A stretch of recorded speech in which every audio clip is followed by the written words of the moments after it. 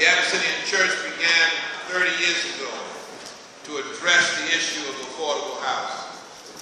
We built many units of affordable housing, but we could never keep pace with the onslaught of greedy developers who wanted to displace New Yorkers, hard-working New Yorkers, from their affordable housing units. And tonight, this gathering is a continuation of the demands of the people who really populate our city. Most of us are poor people. We don't have a lot of money. And when we compare ourselves to the fat cats that sit up top, we need this kind of demonstration. So I want to welcome you tonight to the Abyssinia Baptist Church. My name is Calvin Butts. I'm the pastor here, and we're delighted to have all of you here. It's going to be a great night, and it's going to be a night that will culminate in March, and I believe it'll be a night that will change the very life of our city. We must have affordable housing. We must have housing for poor people in this city. We must have housing for our city.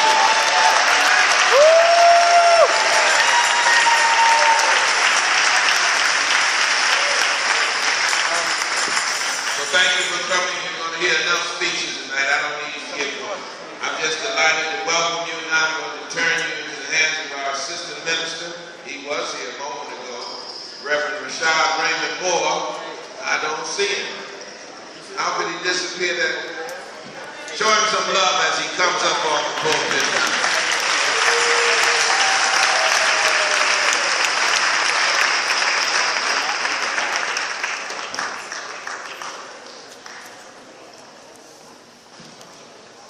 Good evening, everyone. As our pastor has already introduced you to the Abyssinian Baptist Church, this is your church. This is our church.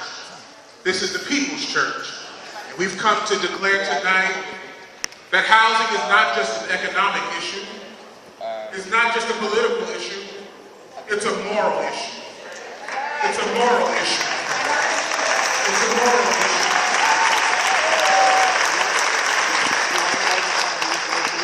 Our children need to be raised in stable housing, not moving from house to house.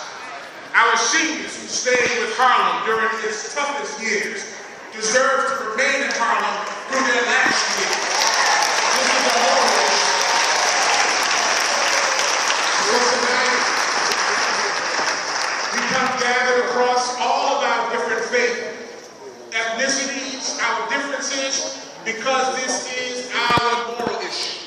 So as we march tonight, we're just not marching for ourselves, but let us remember and keep in mind all of the families that have been displaced. Let's keep in mind all of the people in our communities that may not know where they will sleep tonight. And let's keep in mind as we march to Resurrection Sunday that we serve, many of us worship, a Savior who fought for those who are the least, the lost, and the left out.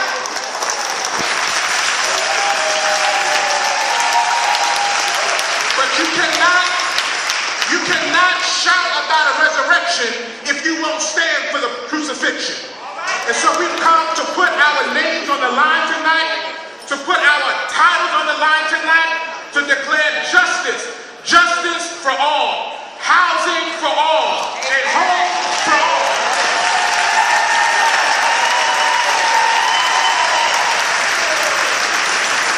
So we will walk together, we will fight together, we will strive together, because we know that this is the right thing to do. So I want you to put your hands together tonight as we welcome the Abyssinia Baptist Church Total Praise Ensemble. Every movement needs music. Every movement needs music.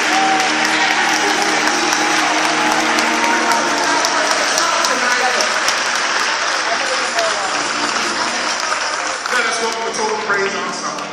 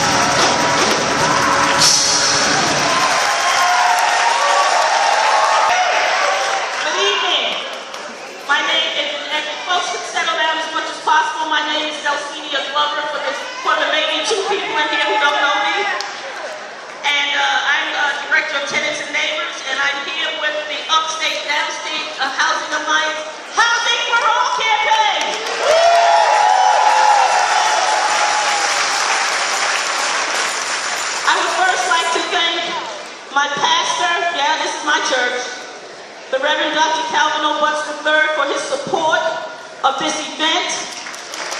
Give the pastor a round of applause. I see a lot of my church people around here. Hey, Adrian. They just messed up my balance. And for letting us use this beautiful and historic place of worship for the New York City Black community for more than 200 years.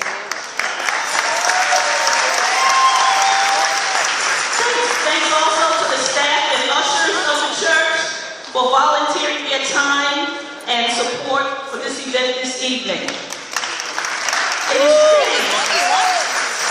fitting that this church be the venue for a rally for housing justice. In the tradition of the Black church, the Abyssinia Baptist Church has been at the center of the fight for justice and equality in the Harlem community and all of New York, from education to affordable housing, to prison reform, to voting rights, to campaign finance reform, and every kind of justice you want to think of.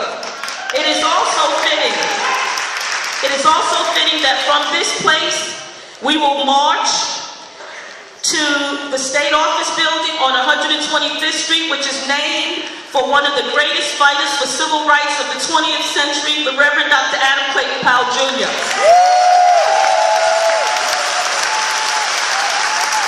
It's fitting because Reverend Powell was also the pastor of this church for many, many years. And for all of you who don't know or too young to know, go back and take a look at all of the legislation that was passed during Adam Powell's tenure in college. If you ever got a student loan, I think it's from a Pell Grant, thank Dr. Powell right now. This church was founded over 200 years ago by free blacks and Ethiopians, and that was the first protest of this church, because they didn't want to sit in the balcony and want to sit in a segregated church. This church was built on protests and seeking justice. It is the pillar of our church. And so right now, we want you to take a minute, think about the history on which you stand and sit, and take it in. But we are here right now to talk about the fact that there's a housing crisis in this town. And what we want is housing justice. What do we want? When do we want it? What do we want? When do we want it? What do we want? And if we don't get it, all right, we're not going to shut it down in the church, but everybody know what we mean. So welcome to the Clergy and Community Moral Rally and March. We are in a situation, we are at a moment in time where it is either do or die. We feel we have a unique opportunity this session to get our legislation passed. I see all the legislators sitting on the benches, and we talking to you.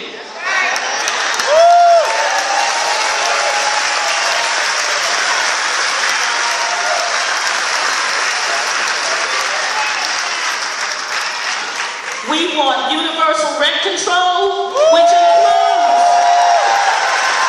fixing the rent laws, expansion of tenant protection across the state, which includes protection from eviction,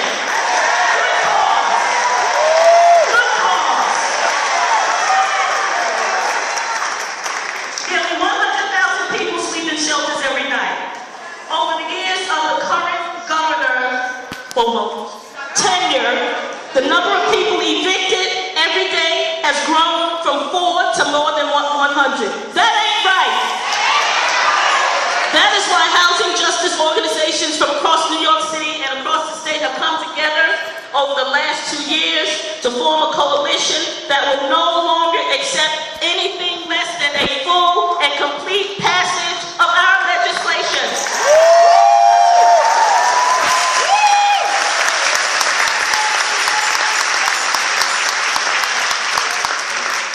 There are a few people, I was going to talk a little bit about the housing crisis in Harlem. I'm a Harlemite, born and bred.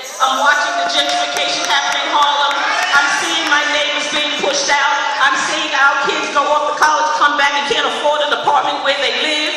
I'm seeing them shutting down the African drummers in Mount Morris Park. I'm seeing they're changing. You can't play music too loud. It's not racial, it's economic. And this is an economic problem.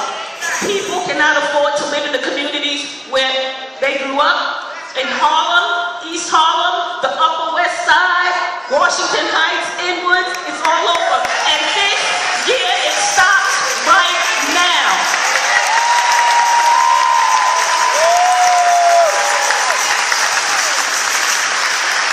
We have several speakers here for you tonight, and I told the gentlemen that they would be called in the order that they walked in the room, and the first official to walk in the room tonight was City Council Speaker Corey Johnson.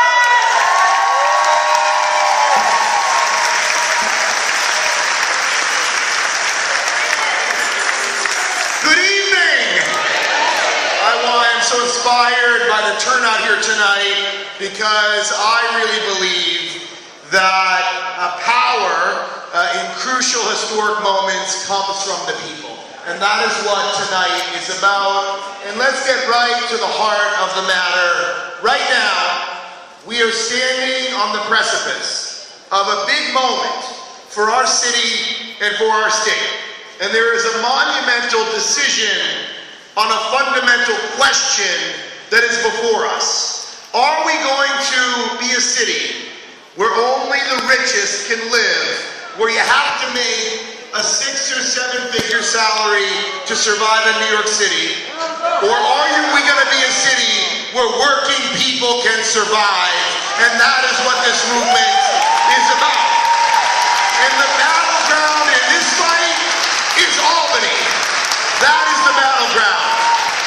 So 4 years ago, I stood with many of you. I stood with Abyssinia and many other people in this room. We protested inside the Capitol. Giuliani was there, and we participated in an act of civil disobedience inside the Capitol.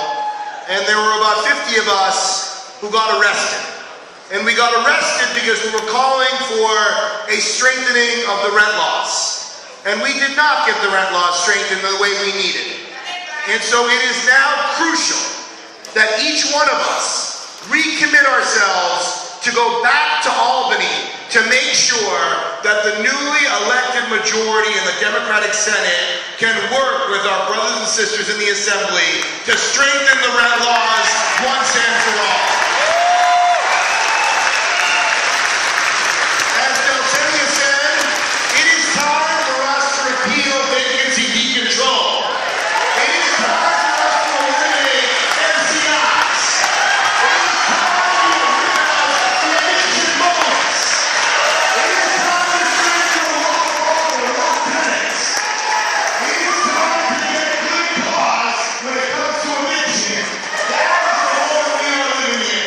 To get rid of the incentives that exist for landlords to drive tenants out of their apartments. The real estate lobby and developers have too much power in New York City. And this movement and moment is about doing what is right. We are in a homelessness crisis. Tonight, 63,000 New Yorkers will sleep in the shelter system. 23,000 of whom are children under the age of 16 years old. That is wrong. That is wrong, and that is wrong. So I look forward to, in the next few weeks, getting on a bus or being in Albany with all of you. I commit myself tonight to go to Albany with you, to be with you in the Capitol as we continue this fight. And I will end with this. We are very fortunate tonight. I'm not going to try to name all of them, but of course we're joined by the Comptroller and the Public Advocate and 2 members of the Council, Brad Lander and Ben Kalos, and multiple members of the state legislature, state senators and assembly members. So I don't say this in a personal way to any of us who are here tonight, but I will end with this. At every crucial and painful moment in modern American history, whether it be the women's suffrage movement, or the African American civil rights movement, or the LGBT civil rights movement, or the housing justice movement, or the movement against the war, all of those Oh, we're going to get to everything. Before I introduce our next speaker, I want to get a shout out to my partner in this, that's Ava Farkas over there, the Met Council. I don't know how she did it, but she got about 200 clergy people to sign a letter in support of our platform that's going to the governor, the speaker, and the majority leader. Our next speaker, I call him the cop with the calculator, is our New York City Controller, Scott Stringer.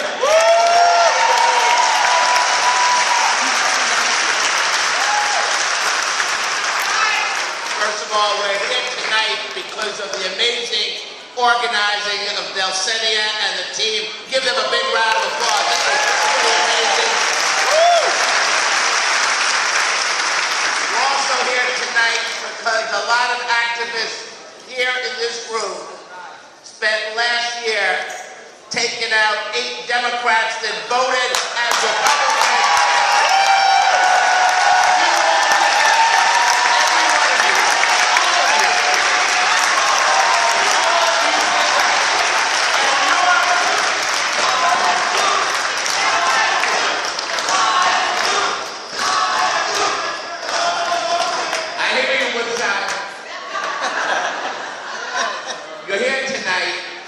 Because we decided to take matters into our own hands. I was in Albany in 1997 when the real estate lobby showed up and said, it is time to decontrol our apartments.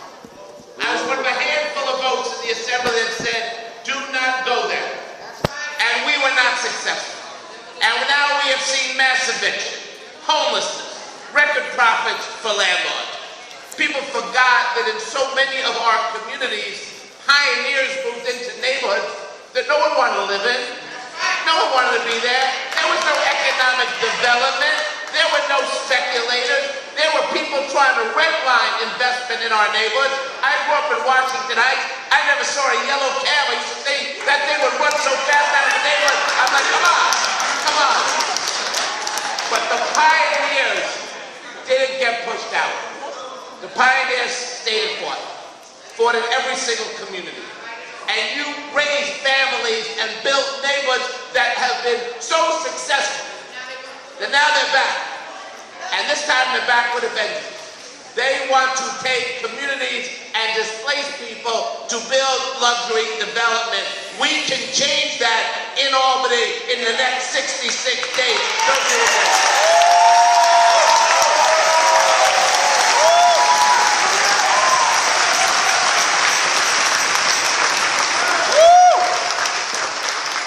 And I agree with the speaker, this is a movement that's not going back in the bottom. Because once we take care of Albany, we got to come right back to New York City. And we got to say enough with these rezonings.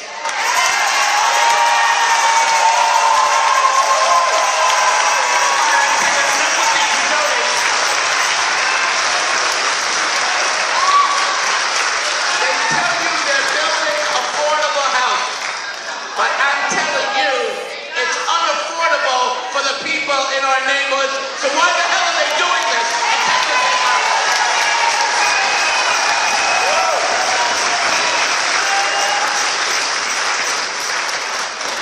And lastly, I just want to say to all of you, I want to tell you why I support universal rent control and what it means to me. Because people have said, well, what does it mean? It means that we protect the people who built our city. And it means that we allow for the next generation of New Yorkers to live here. It means that immigrants from all over the world can come here and live the dream of diversity in New York. That's what I think universal rent control is.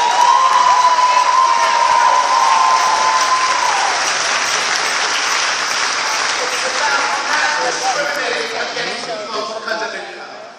There are 580,000 people tonight in New York City that are one step away from homelessness. But I really mean like one step away. That has to change. So I pledge to march with you, to work with you, whether you're a mixed llama or public housing or resident road or rent stabilization, whether you're an HCC or a TIL building, we are in this together and we will fight and win together.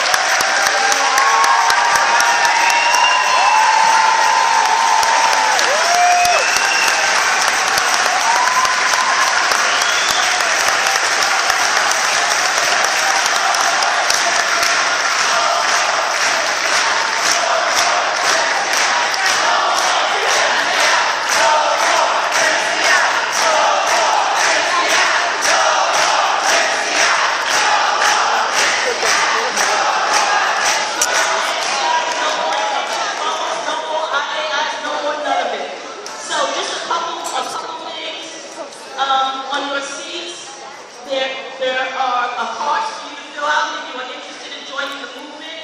We have people in the back. Look for someone named Wanda. She's a lovely person, and she will collect your cards. Please fill them out and drop them into the basket where Wanda is behind the sanctuary. And then, okay, ladies and gentlemen, it is my pleasure to introduce our brand new public advocate.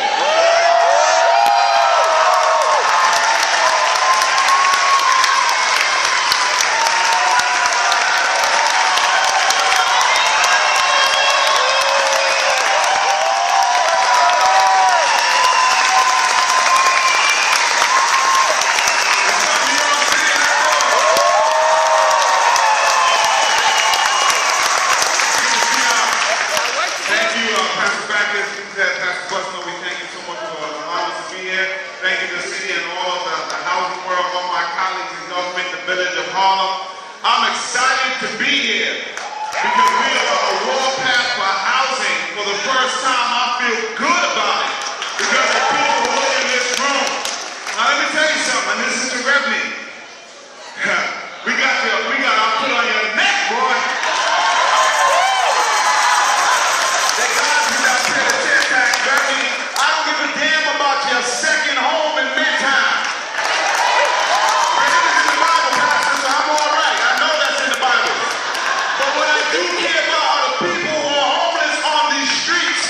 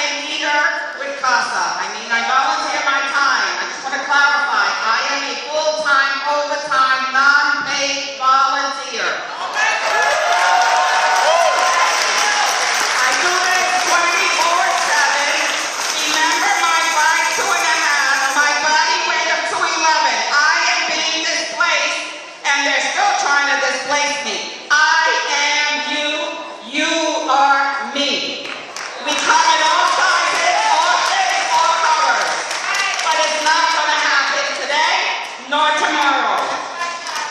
Not only am I a CASA leader, I also am part of the Housing Justice for All movement, coalition, as well as the Upstate Downstate Alliance. With that, we're going to do a roll call. I am going to call